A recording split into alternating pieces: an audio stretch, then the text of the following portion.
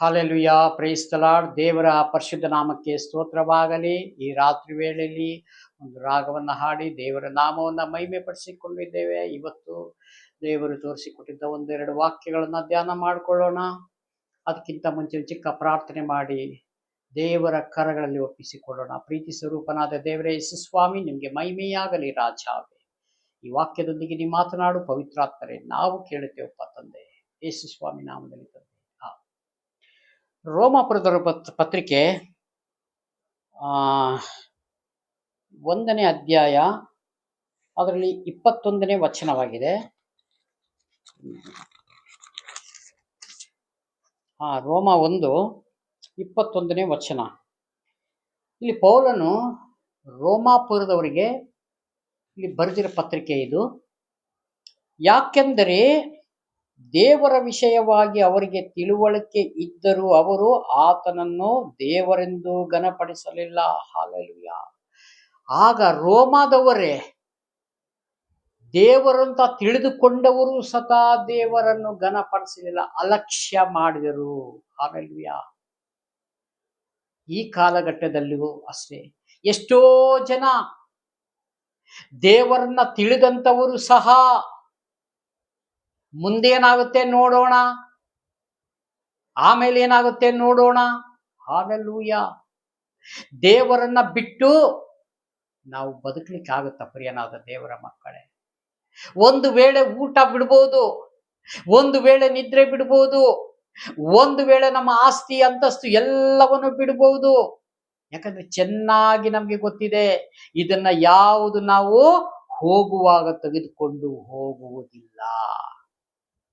ನಾವು ಹೇಗೆ ಬರುವಾಗ ಹೇಗೆ ಬರ್ತೀವೋ, ಏನಾದ್ರು ತಗೊಂಡು ಬಂದಿದ್ವಾ ತಾಯಿ ಹೊಟ್ಟೆಯಿಂದ ಬರ್ಬೇಕಾದ್ರೆ? ಪ್ರಿಯನಾದ ದೇವರ ಮಕ್ಕಳೇ, ಹೋಗುವಾಗ ಹಾಗೆ. ಇಲ್ಲಿ ಬೆಳೆದು ಬಂದು ನಾವೊಂದು ವಿದ್ಯಾಭ್ಯಾಸಗಳನ್ನ ಮಾಡಿಬಿಟ್ಟು ಈ ಲೋಕದಲ್ಲಿ ಒಂದು ಕೆಲಸ ಮಾಡಿ ಒಂದು ಸಂಪಾದನೆ ಮಾಡಿ ಒಂದು ಒಳ್ಳೆ ವ್ಯಕ್ತಿ ಅನ್ನಿಸಿಕೊಳ್ಳುವುದು ಸರಿಯೇ. ಆದ್ರೆ ದೇವರ ಹತ್ರ ನೀನು ಹೇಗೆ ಒಡನಾಟ ಇದೆ? ಲೋಕಕ್ಕೆ ಒಳ್ಳೆ ವ್ಯಕ್ತಿ ಬೇಕಾಗಿಲ್ಲ. ಹಾಲೆಲೂಯಾ. ಅಂತವರು ಬಹಳ ಜನ ಇದ್ದಾರೆ ಇಲ್ಲಿ. ತುಂಬಾ ಜನ ಒಳ್ಳೊಳ್ಳೆ ಮಹತ್ ಕಾರ್ಯಗಳು, ಒಳ್ಳೊಳ್ಳೆ ಜನಗಳಿಗೆ ಬೇಕಾಗಿದ್ದ ಅನುಕೂಲತೆಗಳನ್ನು ಮಾಡಿಕೊಟ್ಟವರು ಇದ್ದಾರೆ, ಮಾಡಿಕೊಡುವವರು ಈಗಲೂ ಇದ್ದಾರೆ.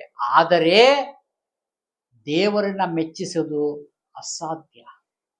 ಯಾಕೆ ಅಸಾಧ್ಯ ಅಂದ್ರೆ, ನೀ ಲೋಕವೆಲ್ಲ ಸಂಪಾದನೆ ಮಾಡಿಕೊಂಡು ಆತ್ಮ ನಷ್ಟ ಮಾಡಿಕೊಂಡರೆ ಏನೂ ಪ್ರಯೋಜನ ಇಲ್ಲ. ಹಲ್ಲೆಲೂಯಾ. ಯಾಕಂದ್ರೆ ನಿನ್ನ ಬಾಳಿನಲ್ಲಿ ಯೇಸು ಸ್ವಾಮಿಯೇ ಬೆಳಕಾಗಿ ಬರಬೇಕು. ಹಲ್ಲೆಲೂಯಾ. ಎಷ್ಟೋ ಜನಗಳಿಗೆ ಗೊತ್ತಿಲ್ಲ, ನಾನು ಪುಣ್ಯ ಕಾರ್ಯಗಳನ್ನ ಮಾಡಿದರೆ ಸಾಕು, ನಾನು ಇಲ್ಲಿ ಅನ್ನ ಸಂತರ್ಪಣ ಮಾಡಿದರೆ ಸಾಕು, ಅನೇಕ ಜನಗಳಿಗೆ ಕೆಲಸ ಇಲ್ಲ ಅಂದ್ರೆ ಕೆಲಸ ಕೊಡಿಸಿದ್ರೆ ಸಾಕು, ಅನೇಕ ಜನರಿಗೆ ಕಷ್ಟದಲ್ಲಿದೆ ಅವರಿಗೆ ಹಣದ ಸಹಾಯ, ಒಂದು ಮನೆಗೆ ಒಂದು ಐಟಮ್, ಒಂದು ದಿನಸಿ ಐಟಮ್ ಕೊಡಿಸಿದ್ರೆ ನನಗೆ ಒಂದು ಆಶೀರ್ವಾದ. ಅವರ ಹಲ್ಲೆಲೂಯಾ. ಆದರೆ ಇವೆಲ್ಲ ಆಶೀರ್ವಾದ ಸರಿಯೇ, ಆದ್ರೆ ನಿನ್ನ ಬಾಳಿನಲ್ಲಿ ಕ್ರಿಸ್ತನ ಇಲ್ಲದೆ ಹೋದರೆ ಇವೆಲ್ಲ ವ್ಯರ್ಥ. ಪ್ರಸಂಗಿ ಪುಸ್ತಕದಲ್ಲಿ ಬರೆಯಲ್ಪಟ್ಟಿದೆ, ನೀವು ಮಾಡೋದೆಲ್ಲ ವ್ಯರ್ಥ ವ್ಯರ್ಥ ವ್ಯರ್ಥ. ಹಲ್ಲೆಲೂಯಾ.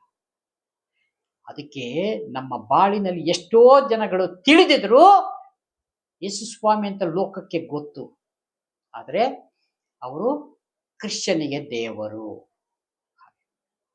ಆದ್ರೆ ಅವರಿಗೆ ಗೊತ್ತಿಲ್ಲ. ಆ ಗೊತ್ತಿಲ್ಲದೆ ಇರೋದಕ್ಕೋಸ್ಕರವೇ ಅವರು ಹೇಳೋದ್ರಲ್ಲಿ ಏನು ತಪ್ಪಿಲ್ಲ. ಆದರೆ ಗೊತ್ತಿರುವಂತವರು ನಾವು ಸತ್ಯವನ್ನ ಪ್ರಕಟ ಮಾಡಬೇಕು. ಪ್ರಿಯನಾದ ದೇವರ ಮಗುವೆ, ಅವಾಗ ಅವ್ರು ತಿಳಿತಾರೋ ತಿಳಿದಿರ್ತಾರೋ ಅದು ಬೇಡ, ಅದು ಅವರಿಗೆ ಬಿಟ್ಟಿದ್ದು, ದೇವರಿಗೆ ಬಿಟ್ಟಿದ್ದು. ಆದ್ರೆ ನಮ್ಮ ವಿಷಯ ಏನು? ಅದಕ್ಕೆ ಪೌಲ ಹೇಳ್ತಾನೆ, ಸುವಾರ್ತೆ ಸಾರದಿದ್ರೆ ನನ್ನ ಗತಿ ಏನು ಹೇಳೋಣ, ನನ್ನ ಗತಿ ಏನಾದೀತು. ಹಲ್ಲೆಲೂಯಾ. ಅದಕ್ಕೆ ಒಬ್ಬರಿಗಾದ್ರೆ ಸುವಾರ್ತೆ ಸಾರಿ, ಒಬ್ಬರಿಗಾದ್ರೆ ದೇವರ ಕಡೆಗೆ ತಿರುಗಿಸಿಕೊಳ್ಳ್ರಿ.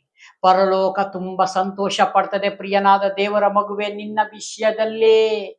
ಹಲ್ಲೆಲೂಯಾ. ಯೇಸುವಿಗೆ ಸ್ತೋತ್ರ. ಪರಲೋಕ ನಿನ್ನ ಕುರಿತು ಬಹಳ ಸಂತೋಷ ಪಡ್ತದೆ. ಯಾಕೆಂದ್ರೆ ಈ ಭೂಮಿ ಮೇಲೆ ನಾನು ನಿನ್ನನ್ನು ಉಂಟು ಮಾಡಿದಕ್ಕೆ ಸಾರ್ಥಕ ಆಯಿತು.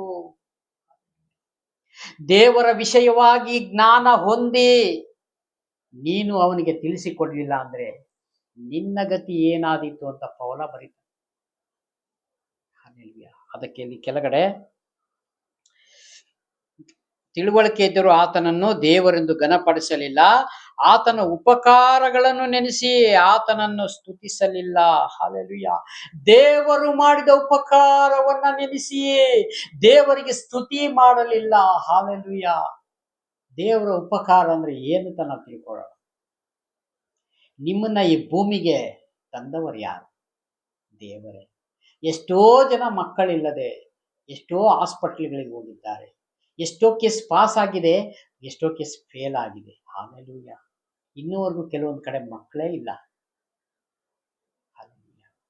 ಅಂತವ್ರೆ, ಆದರೆ ಇಲ್ಲಿ ದೇವರು ಹೇಳ್ತಾರೆ, ನೀನು ಆತನ ಉಪಕಾರವನ್ನು ನೆನೆಸಿ ಆತನನ್ನು ಸ್ತುತಿಸಲಿಲ್ಲ. ನಾವು ದೇವರನ್ನ ಸ್ತುತಿಸಬೇಕು, ದೇವರನ್ನ ಮಹಿಮೆ ಪಡಿಸಬೇಕು, ನಮಗೆ ಬೇಕಾದದ್ದನ್ನೆಲ್ಲ ದೇವರಿಗೆ ತಿಳಿಯಪಡಿಸಬೇಕು. ಪ್ರಿಯನಾದ ದೇವರ ಮಗುವೆ, ಆತನನ್ನು ಘನಪಡಿಸಲಿಲ್ಲ, ಗೌರವಿಸಲಿಲ್ಲ.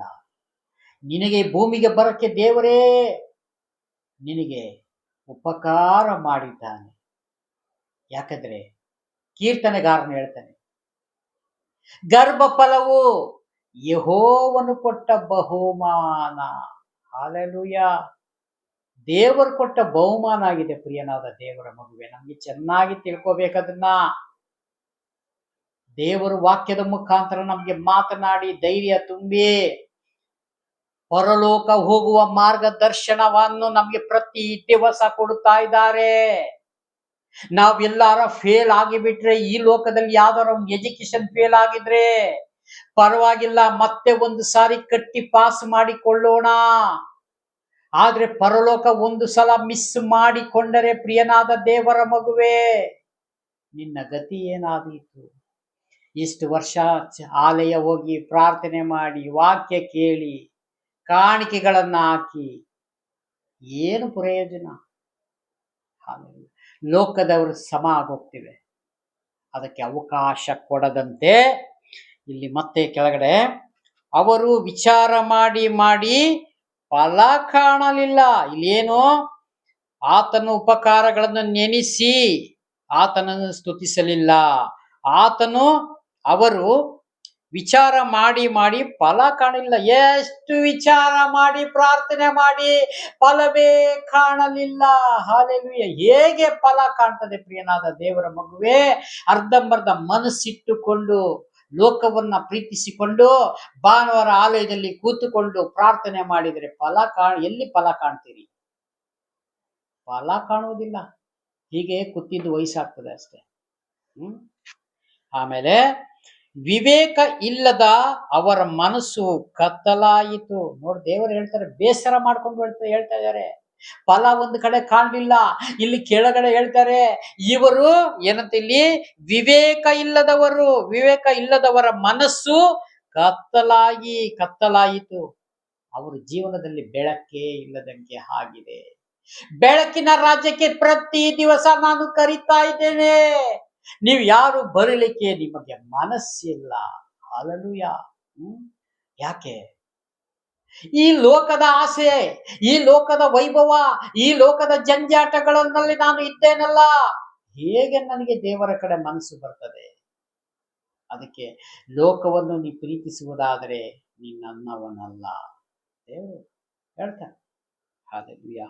ಹಾಗೆ ತಾವು ಜ್ಞಾನಿಗಳೆಂದು ಹೇಳಿಕೊಂಡು ಹುಚ್ಚರಾದರು. ಹಲ್ಲೆಲೂಯಾ. ಜ್ಞಾನಿಗಳಂತೂ ಹೇಳಿಕೊಂಡು ಹುಚ್ಚರಾದರು. ಲೋಕದಲ್ಲಿ ಜ್ಞಾನಿಯಾದರು, ದೇವರ ವಿಷಯದಲ್ಲಿ ಹುಚ್ಚರಾದರು. ಅವ್ರಿಗೇನು ಪ್ರಯೋಜನ ಇಲ್ಲ. ಲಯವಿಲ್ಲದ ದೇವರ ಮಹಿಮೆಯನ್ನು ಬಿಟ್ಟು ಅದಕ್ಕೆ ಬದಲಾಗಿ ಲಯವಾಗುವ ಮನುಷ್ಯ, ಪಶು, ಪಕ್ಷಿ, ಸರ್ಪಾದಿಗಳ ಮೂರ್ತಿಗಳನ್ನು ಮಾಡಿಕೊಂಡರು. ಹಲ್ಲೆಲೂಯಾ. ಈ ಲೋಕದಲ್ಲಿ ಪಶು, ಪಕ್ಷಿಗಳು, ಪ್ರಾಣಿಗಳು, ಮೂರ್ತಿಗಳು ಇವನ್ನ ಇಟ್ಟುಕೊಂಡು ಇದನ್ನ ಪೂಜೆ ಮಾಡಿಕೊಂಡು ಅನೇಕ ನಮ್ಮ ಕ್ರಿಸ್ತರು ಇವತ್ತು ಹೇಗೆ ಬದುಕುತ್ತಾ ಇದ್ದಾರೆ ಪ್ರಿಯನಾದ ದೇವರ ಮಗು. ಅವರಿಗೆ ವಾಕ್ಯ ತಿಳಿದಿದೆಯೋ ತಿಳಿದಿಲ್ವೋ ನನಗಂತೂ ಸತ್ಯ ಗೊತ್ತಿಲ್ಲ. ಧರ್ಮೋಪದೇಶ ಕಾಂಡ ಭಾರಿ ಚೆನ್ನಾಗಿ ಹೇಳ್ತದೆ, ನೀನು ಯಾವ ಮೂರ್ತಿಯನ್ನು ಭೂಮಿ ಮೇಲೆ ಮಾಡಿಕೊಳ್ಳಬಾರದು, ನೀರಲ್ಲೂ ಮಾಡಿಕೊಳ್ಳಬೇಡ, ನೀನು ಮೇಲಣ ಎಲ್ಲೂ ಮಾಡಿಕೊಳ್ಳಬೇಡ. ದೇವರು ನಾನು ನಿನಗೆ ದೇವರಾಗಿರಬೇಕು, ನೀನು ನನ್ನ ಪ್ರಜೆ ಆಗಿರಬೇಕು ಅಂತ ದೇವರು ಸ್ಪಷ್ಟವಾಗಿ ಕೊಟ್ಟಿದ್ದಾರೆ ವಾಕ್ಯದ ಮುಖಾಂತರ. ಆದರೂ ಇನ್ನೂ ಅನೇಕ ಜನರು ಅಲ್ಲೇ ಇದ್ದಾರೆ ಪ್ರಿಯನಾದ ದೇವರ ಮಗು. ಅವರಿಗೆ ಮನಸ್ಸು ಬದಲ ಮಾಡಿಕೊಡುವಂತೆ ನಾವೆಲ್ಲರೂ ಪ್ರಾರ್ಥನೆ ಮಾಡಿಕೊಳ್ಳಬೇಕು. ಹಾಗೂ ಇನ್ನು ಅನೇಕ ವಾಕ್ಯಗಳಿದೆ. 24ನೇ ಅಧ್ಯಾಯದಿಂದ ಇದೇ 24ನೇ ವಾಕ್ಯದಿಂದ ದೇವರ ಚಿತ್ತವಾದರೆ ನಾಳೆ ತೆಗೆದುಕೊಳ್ಳೋಣ. ಈಗ ಸಮಯ ಮೀರಿ ಹೋಗಿದೆ. ಚಿಕ್ಕ ಪ್ರಾರ್ಥನೆ ಮಾಡಿ ಮುಕ್ತಾಯ ಮಾಡಿಕೊಳ್ಳೋಣ. ಪ್ರೀತಿ ಸ್ವರೂಪನಾದ ದೇವರೇ, ಕರುಣೆ ಉಳ್ಳ ಕರ್ತಾವೆ, ನಿಮಗೆ ಸ್ತೋತ್ರ. ಆಕಾಶದ ಕೆಳಗೆ ಭೂಮಿಯ ಮೇಲೆ ಒಂದೇ ಒಂದು ರಕ್ಷಣೆ ಮಾರ್ಗ ಎಂದರೆ ಅದು ಯೇಸು ಸ್ವಾಮಿ ಆಗಿದೆ. ಯೋಹಾನ ಪತ್ರಿಕೆಯಲ್ಲಿ ಬರೆಯಲ್ಪಟ್ಟಿದೆ, ನಾನೇ ಮಾರ್ಗವು ಸತ್ಯವೂ ಜೀವವೂ ಆಗಿದ್ದೇನೆ, ನನ್ನ ಹೊರತು ತಂದೆ ಬಳಿಗೆ ಯಾರೂ ಹೋಗಲಾರದೆಂಬುದಾಗಿ. ದೇವರೇ, ಈ ವಾಕ್ಯವನ್ನು ಹಿಡಿದುಕೊಂಡಾದರೂ ಸ್ವಾಮಿ ದೇವರೇ, ಅವರು ಕರ್ತನೆ ನಿಮ್ಮ ಕಡೆ ಮನಸ್ಸು ಮಾಡಿಕೊಂಡು ತಿರುಗುವಂತೆ ಸಹಾಯ ಮಾಡು. ಹಾಲೆಲೂಯ. ಕಷ್ಟದಲ್ಲಿ ದುಃಖದಲ್ಲಿ ಇರುವಂತವರು ಪ್ರತಿಯೊಬ್ಬರಿಗೂ ಸಂತೈಸು ಸ್ವಾಮಿ. ನಿನ್ನ ಆತ್ಮದ ಬಲವನ್ನು ತುಂಬಿಸು ದೇವರೇ, ಸ್ತೋತ್ರ. ಹೃದಯ ಎಂಬ ಹಲಿಗೆಯ ಮೇಲೆ ವಾಕ್ಯಗಳನ್ನು ಬರೆ ಸ್ವಾಮಿ, ಅದೆಂದೂ ಅಳೆದು ಹೋಗಲಾರದು ದೇವರೇ. ಲೋಕದ ವಿಚಾರಗಳಲ್ಲಿ, ನಮ್ಮ ಅನೇಕ ಕ್ರಿಸ್ತರ ವಿಚಾರಗಳಲ್ಲಿ ಸ್ವಾಮಿ, ನಾನು ನಿಮಗೆ ಸ್ವಾಮಿ ಪ್ರಾರ್ಥನೆ ಮಾಡಿಕೊಳ್ಳುತ್ತೇನೆ ಸ್ವಾಮಿ. ನಮ್ಮ ಪ್ರಾರ್ಥನೆಯನ್ನು ಕೇಳು ಸ್ವಾಮಿ, ಉತ್ತರವನ್ನು ದಯಪಾಲಿಸು ಯೇಸುವೆ. ಮಹಿಮೆಯೆಲ್ಲ ನಿಮ್ಮೊಬ್ಬರಿಗೆ ಸಲ್ಲಲಿ. ನಸರೇನ ಯೇಸು ಸ್ವಾಮಿ ನಾಮದಲ್ಲಿ ಬೇಡಿಕೊಳ್ಳುತ್ತೇನೆ, ಜೀವವುಳ್ಳ ಪರಲೋಕದ ತಂದೆಯಾದ ದೇವರೇ. Praise God. God bless you. ದೇವರೆಲ್ಲರನ್ನು ಆಶೀರ್ವದಿಸಲಿ. ಆಮೇನ್, ಆಮೇನ್.